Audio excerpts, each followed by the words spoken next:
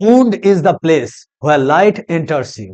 এটা হচ্ছে মাওলানা জালালউদ্দিন রুমির একটা ফেমাস কোট। এর অর্থ হচ্ছে ক্ষত বা আঘাত হচ্ছে সেই জায়গা যার মধ্য দিয়ে তোমার ভিতরে আলো প্রবেশ করবে।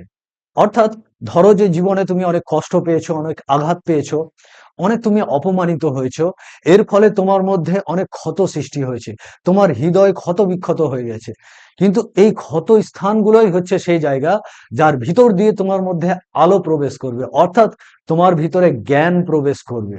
তাহলে তুমি হয়তো দুঃখিত আছো, কষ্ট পেয়েছো, এইসব নিয়ে আর দুঃখ করার কোনো বিষয় নেই। তোমাকে জীবনটা এমন ভাবে অতিবাহিত করতে হবে যেন এই ক্ষতগুলোই, এই আঘাতগুলোই তোমার জন্য আলোকের উৎস হয়, আলোকের দরজা হয়। ঠিক আছে?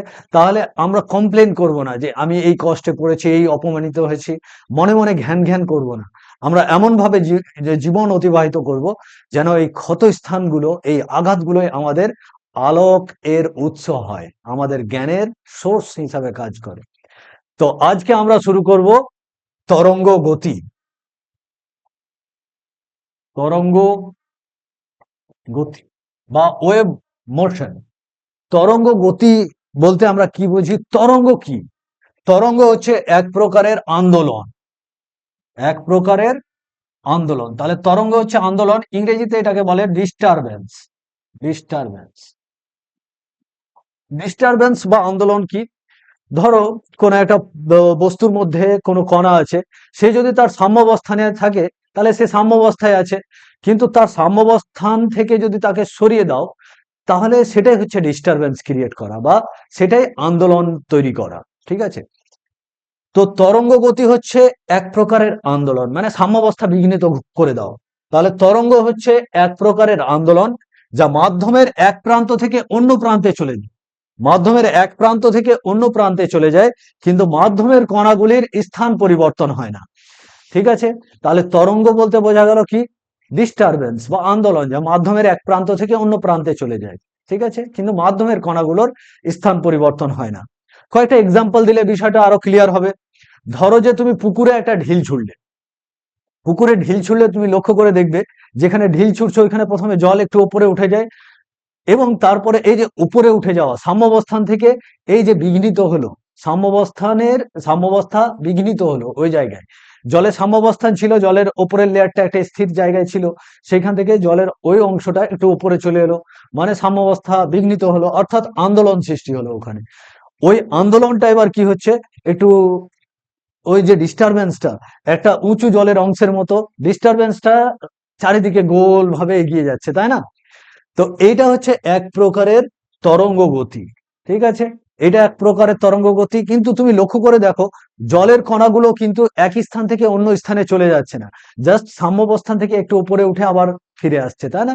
তাহলে জলের কণাগুলি সাম্যাবস্থানের আশেপাশেই থাকছে। ঠিক আছে? কিন্তু তরঙ্গটা, এই ডিস্টারবেন্সটা এক প্রান্ত থেকে অন্য প্রান্তে চলে যাচ্ছে। তাহলে এটা একটা তরঙ্গের উদাহরণ। আরেকটা তরঙ্গের উদাহরণ আমরা দিই। ধরো আমি এখানে কথা বলছি, তুমি ওইখানে শুনতে পাচ্ছ। এই যে মাঝে বাতাস, এই বাতাসের মধ্য দিয়ে তাহলে কিছু একটা যাচ্ছে, শব্দ শক্তি যাচ্ছে, এটাও কিন্তু তরঙ্গ। এটা কিভাবে যাচ্ছে?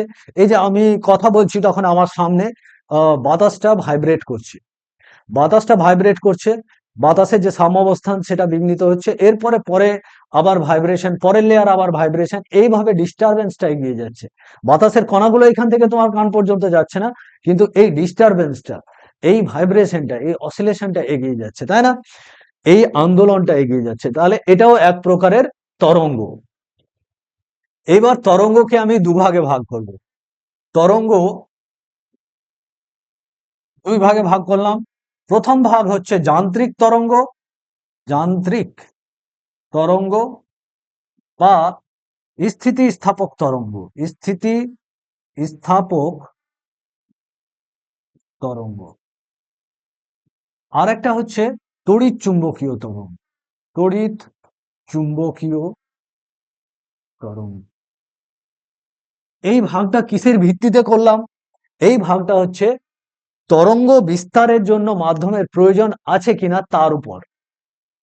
এই ধরনের তরঙ্গ যেগুলোকে আমরা যান্ত্রিক তরঙ্গ বা স্থিতিস্থাপক তরঙ্গ বলবো, এগুলোর উৎস মানে উৎপন্ন হওয়ার জন্য এবং বিস্তারের জন্য মাধ্যমের প্রয়োজন। তাহলে এগুলোর জন্য কিসের প্রয়োজন? মাধ্যমের প্রয়োজন, মাধ্যম প্রয়োজন। এদের জন্য তড়িৎচুম্বকীয় তরঙ্গ বিস্তার হওয়ার জন্য কোনো মাধ্যমের প্রয়োজন নেই, কোনো মাধ্যম দরকার নেই এখানে।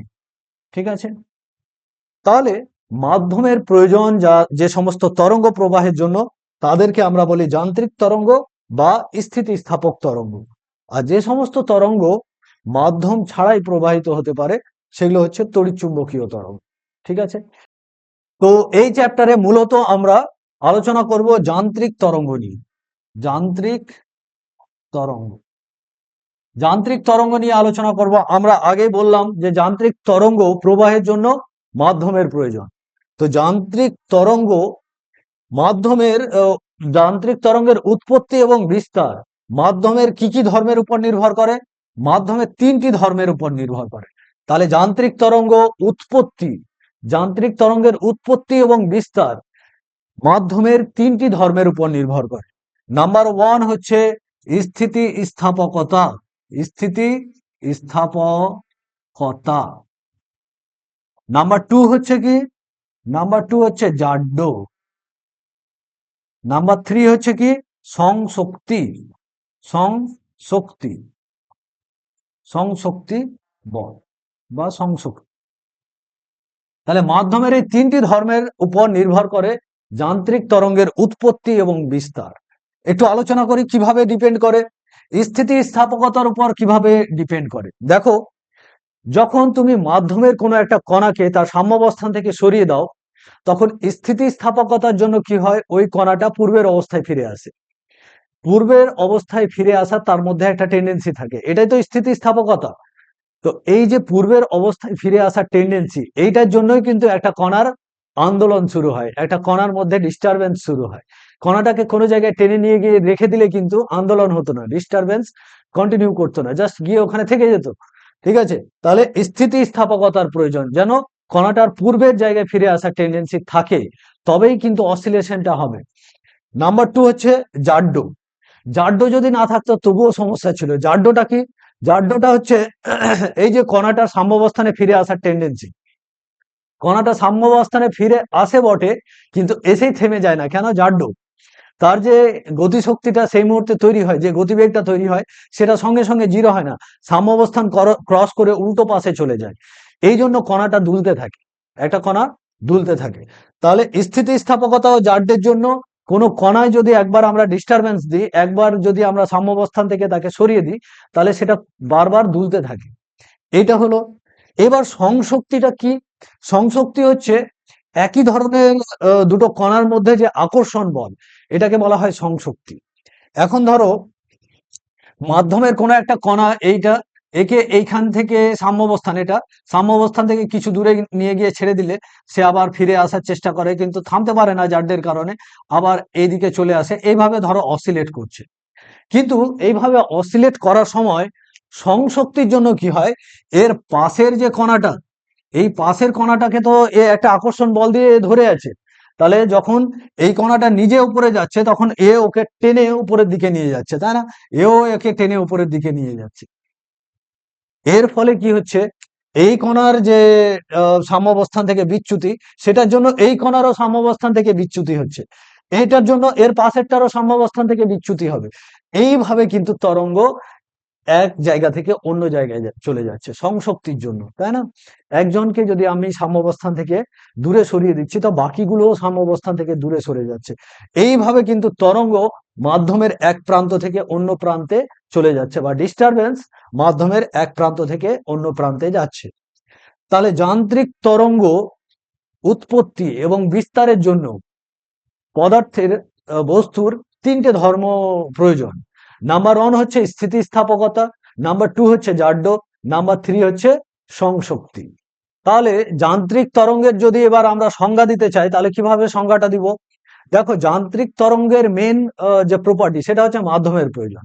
মাধ্যমের কণাগুলোর অসিলেশনের জন্যই, অসিলেশনের মাধ্যমেই বা কম্পনের মাধ্যমেই কি হয়, এই যান্ত্রিক তরঙ্গগুলো উৎপন্ন হয় এবং মাধ্যমের মধ্য দিয়ে বিস্তারিত হয়। তাহলে যান্ত্রিক তরঙ্গের ডেফিনেশন কি বলবো? মাধ্যমের কণাগুলির সমষ্টিগত কম্পনের ফলে বা সম্মিলিত কম্পনের ফলে যে আন্দোলন মাধ্যমের এক প্রান্ত থেকে অন্য প্রান্তে প্রবাহিত হয় তাকে কি বলা হবে? যান্ত্রিক তরঙ্গ। তাহলে মাধ্যমের কণাগুলির সম্মিলিত কম্পনের ফলে যে তরঙ্গ মাধ্যমের এক প্রান্ত থেকে অন্য প্রান্তে প্রবাহিত হয় তাকে কি বলা হয়? যান্ত্রিক তরঙ্গ বলা হয়। এবার আমরা দেখি যান্ত্রিক তরঙ্গের বৈশিষ্ট্য। যান্ত্রিক তরঙ্গের বৈশিষ্ট্য, কার বৈশিষ্ট্য? যান্ত্রিক তরঙ্গের বৈশিষ্ট্য। যান্ত্রিক তরঙ্গ, যান্ত্রিক তরঙ্গের বৈশিষ্ট্য। নাম্বার ওয়ান, যান্ত্রিক তরঙ্গের প্রধান বৈশিষ্ট্য, তার যে মেন ক্যারেক্টারিস্টিক ডেফিনেশন, সেটা হচ্ছে মাধ্যমের প্রয়োজন, তাই না? তাহলে প্রথম ক্যারেক্টারিস্টিক্স হচ্ছে মাধ্যম। যান্ত্রিক তরঙ্গ হচ্ছে মাধ্যমের কণাগুলির কম্পনের ফলে উৎপন্ন হয় এবং এক জায়গা থেকে অন্য জায়গায় প্রবাহিত হয়। তাহলে যান্ত্রিক তরঙ্গের জন্য মাধ্যমের প্রয়োজন। শূন্য মাধ্যমে কিন্তু যান্ত্রিক তরঙ্গ প্রবাহিত হবে না, তাই না? কারণ শূন্য মাধ্যমের কণা নেই, শূন্য মাধ্যম তো। তাহলে এখানে যান্ত্রিক তরঙ্গ উৎপন্নও হবে না, প্রবাহিতও হবে না। নাম্বার টু হচ্ছে সংশক্তি বলের জন্য কি হয়, কোনো যান্ত্রিক তরঙ্গ এক জায়গা থেকে অন্য জায়গায় প্রবাহিত হয়। সংশক্তি বলের জন্য একটি কণা, মাধ্যমের একটি কণা কম্পিত হলে পার্শ্ববর্তী কণাটিও কম্পিত হতে শুরু করে। এইভাবে কি হয়, তোমার যান্ত্রিক তরঙ্গ প্রবাহিত হয়। ঠিক আছে? তাহলে যান্ত্রিক তরঙ্গের আরেকটা বৈশিষ্ট্য হলো যে কণার সংশক্তি বলের দ্বারা এটা প্রবাহিত হয়। নাম্বার থ্রি হচ্ছে একটা কণা যখন কম্পিত হচ্ছে তার কিছু কাইনেটিক এনার্জি আছে, কিছু পোটেনশিয়াল এনার্জি আছে। এবার সে যেহেতু পাশের কণাটাকে কম্পিত করছে, তাহলে এর কিছু kinetic energy, potential energy, total যান্ত্রিক শক্তির কিছু অংশ পাশের কণাটার মধ্যে কিন্তু যাবে, তাই না? এইভাবে এক প্রান্ত থেকে অন্য প্রান্তে শক্তি সঞ্চারিত হবে, যান্ত্রিক শক্তি সঞ্চারিত হবে। তাহলে যান্ত্রিক তরঙ্গের মাধ্যমে কি হয়, যান্ত্রিক শক্তি এক প্রান্ত থেকে অন্য প্রান্তে প্রবাহিত হয়। ঠিক আছে? তাহলে এই গেল তিনটে যান্ত্রিক তরঙ্গের বৈশিষ্ট্য। এবার আবার আমরা তরঙ্গকে দুই ভাগে ভাগ করব। তরঙ্গ দুই ভাগে ভাগ করব। একটা হচ্ছে তির্যক তরঙ্গ, তির্যক বা অনুপ্রস্থও বলা হয় এটাকে, অনুপ্রস্থ, অনুপ্রস্থ তরঙ্গ। আর একটা হচ্ছে অনুদৈর্ঘ্য তরঙ্গ, অনুদৈর্ঘ্য তরঙ্গ। তাহলে তরঙ্গকে আমরা আবার দুই ভাগে ভাগ করলাম। এর আগেও দুই ভাগে ভাগ করেছিলাম, সেটা কিসের ভিত্তিতে? মাধ্যমের প্রয়োজন আছে কিনা তার ভিত্তিতে। এবার এইখানে আমরা তরঙ্গকে আবার দুই ভাগে ভাগ করছি, একটা হচ্ছে তির্যক তরঙ্গ, এটা হচ্ছে অনুদৈর্ঘ্য তরঙ্গ। এটা কিসের ভিত্তিতে ভাগ?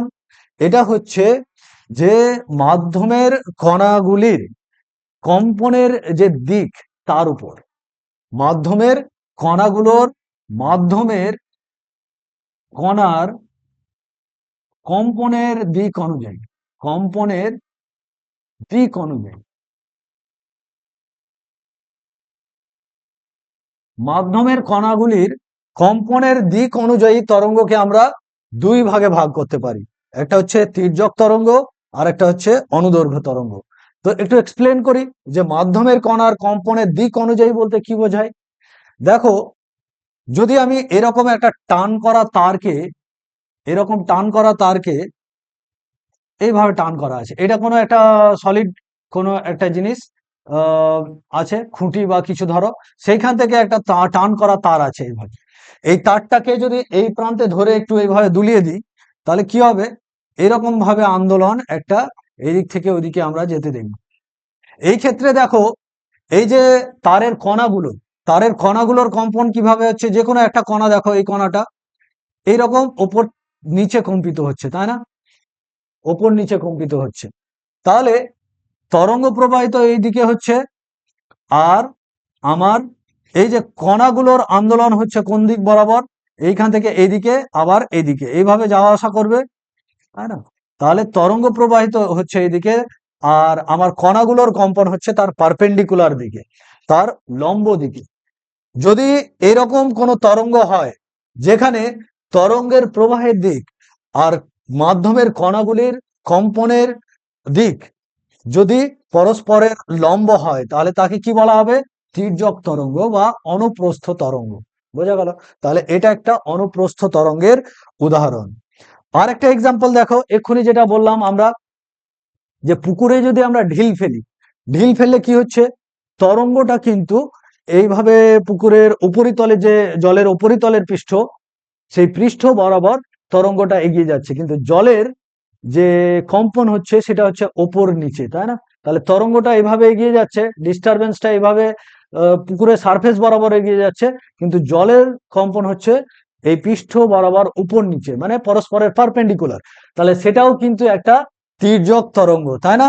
তাহলে জলের পৃষ্ঠতলের ওপরে ঢিল ফেলার জন্য যে তরঙ্গটা তৈরি হচ্ছে সেটা একটা তির্যক তরঙ্গের উদাহরণ। এবার অনুদৈর্ঘ্য তরঙ্গ তাহলে কি? এবার অলরেডি মোটামুটি অনুদৈর্ঘ্য তরঙ্গ তোমরা গেস করতে পারছো। দেখো, অনুদৈর্ঘ্য তরঙ্গ যদি কোনো তরঙ্গ এরকম হয় যে যেদিক বরাবর ডিস্টারবেন্সটা বা তরঙ্গটা যেদিক বরাবর যাচ্ছে, মাধ্যমের কণাগুলো সেই দিক বরাবরই কম্পিত হচ্ছে, এইরকম যদি হয় তাহলে তাকে আমরা কি বলবো? অনুদৈর্ঘ্য তরঙ্গ। তাহলে মাধ্যমের কণাগুলির গতির অভিমুখ এবং তরঙ্গের গতির অভিমুখ যদি একই দিকে হয় তাহলে তাকে আমরা কি বলবো? অনুদৈর্ঘ্য তরঙ্গ। এক্সাম্পল, এক্সাম্পল হচ্ছে, ধরো এরকম একটা টান করা একটা স্প্রিং আছে, ধরো বড় একটা স্প্রিং আছে, অনেক বড়, বেশ বড় একটা স্প্রিং আছে ধরো, এইভাবে এইখানে কোনো সাপোর্টে ওকে বাঁধা, আটকানো আছে। এবার এইখানে যদি খট করে আমি একটু চাপ দিই হঠাৎ করে অল্প সময়ের জন্য, আমরা কি দেখব? এই অংশটাতে, এই অংশটাতে এই স্প্রিংটা একটু ঘন হয়ে যাবে, তাই না? স্প্রিংটা একটু কাছাকাছি চলে আসবে, ঘন হয়ে যাবে, চেপে যাবে। কিন্তু এই যে ঘন হয়ে যাওয়া, চেপে যাওয়াটা ইনস্ট্যান্টলি পাশে আসবে না, কিছুক্ষণ পরে দেখা যাবে। যদি আবার দেখি তো দেখবো যে এই ঘন চেপে যাওয়া অংশটা এইখানে এখন স্প্রিংটা চেপে আছে। আবার কিছুক্ষণ পরে যদি দেখি তাহলে দেখবো যে এইখানে স্প্রিংটা চেপে আছে। এইভাবে এই যে ঘন অংশটা, যাকে আমরা বলি ঘনীভবন, এই ঘনীভবনটা একটু একটু করে এগিয়ে যাবে। এখন ধরো যদি আমি এইভাবে কিছুক্ষণ পর পর ঠাক ঠাক ঠাক ঠাক করে মারতে থাকি, তাহলে এই ঘনীভবনটা কিছুক্ষণ পর পর তৈরি হতে থাকবে, মানে এখানে একবার ঘনীভবন, তারপরে কিছুটা আহ, তনু ভবন বলে এটাকে, এটাকে কি বলে? তনু ভবন, তনু ভবন। আর এইটা হচ্ছে ঘনীভবন, ঘনীভবন।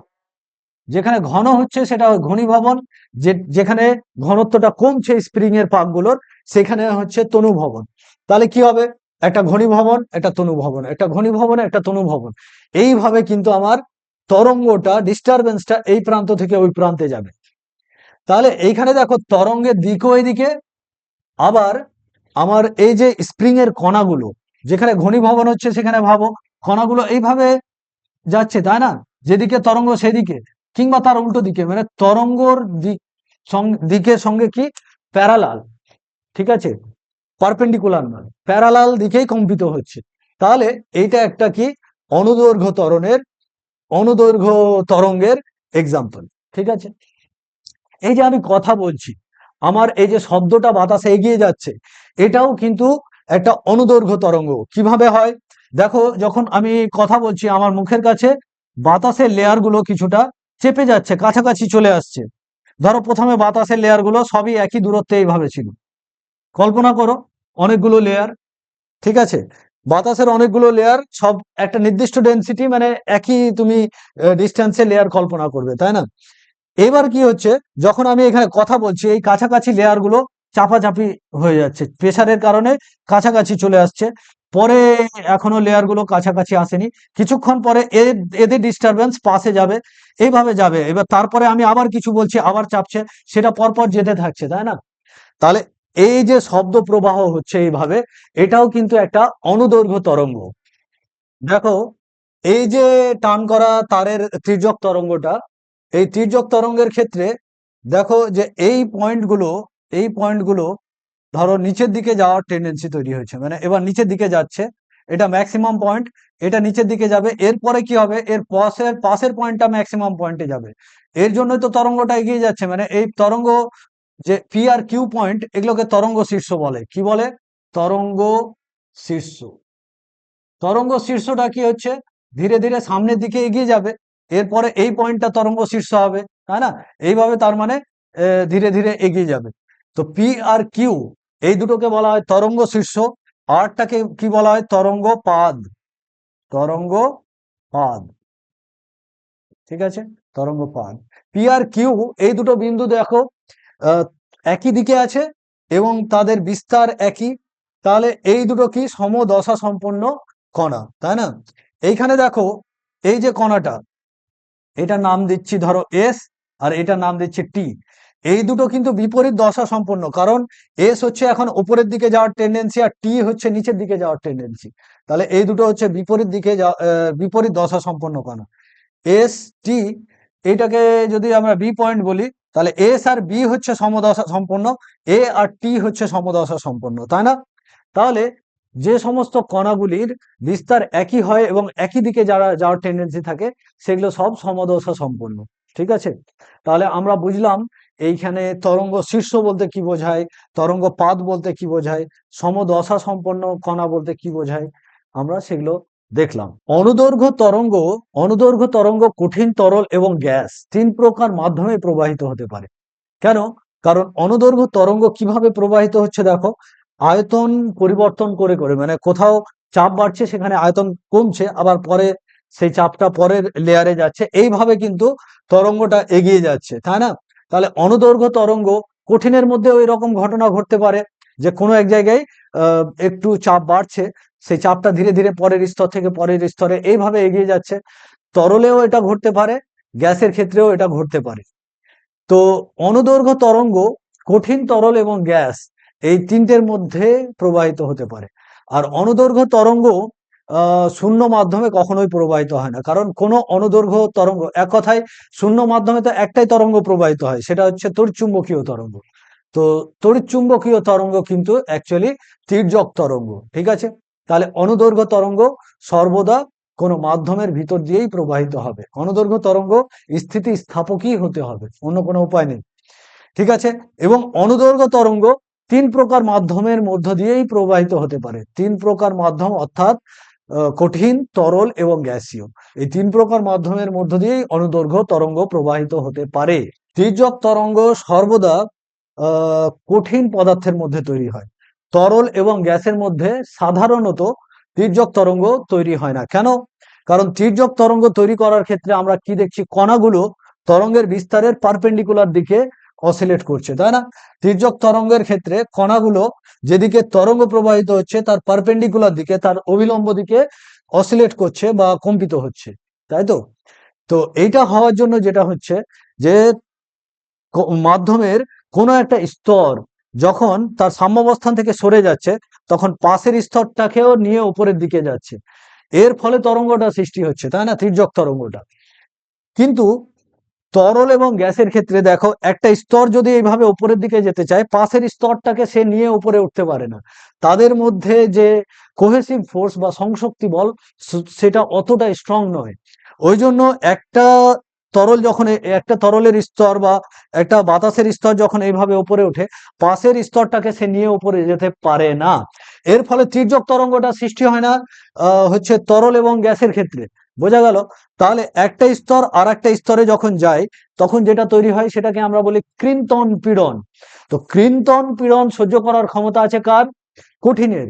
কিন্তু কৃন্তন পীড়ন সহ্য করার ক্ষমতা নেই হচ্ছে গ্যাস এবং তরলের। সেই জন্য তরল এবং গ্যাসে সাধারণত তির্যক তরঙ্গ সৃষ্টি হয় না। কিন্তু এক্সাম্পল আমি অলরেডি দিয়েছি, যে জলের উপরে যদি আমরা ঢিল ফেলি, তাহলে জল স্তরের উপরে যে তরঙ্গটা হয় সেটা কিন্তু তির্যক তরঙ্গ, ঠিক আছে? এটা এক্সেপশন, যে জলের উপরে ঢিল ফেললে জলের স্তরের উপরে তির্যক তরঙ্গের সৃষ্টি হয়। সাধারণত জল এবং তরল এবং গ্যাসের ভিতরে মধ্যে কোনো তির্যক তরঙ্গ সৃষ্টি হয় না, ঠিক আছে? আমরা দেখলাম একটা এক্সাম্পল, যে জলের উপরিপৃষ্ঠে, তরলের উপরিপৃষ্ঠে তির্যক তরঙ্গ সৃষ্টি হতে পারে, ঠিক আছে? এটা এক্সেপশন। সাধারণত তরলের মধ্যে তির্যক তরঙ্গ তৈরি হয় না। তরলের মধ্যে তির্যক তরঙ্গ তৈরি হয় না, তরলের উপরিপৃষ্ঠে তির্যক তরঙ্গ সৃষ্টি হয়, একটা এক্সেপশন আমরা দেখেছি, ঢিল ফেললে তির্যক তরঙ্গ সৃষ্টি হয়।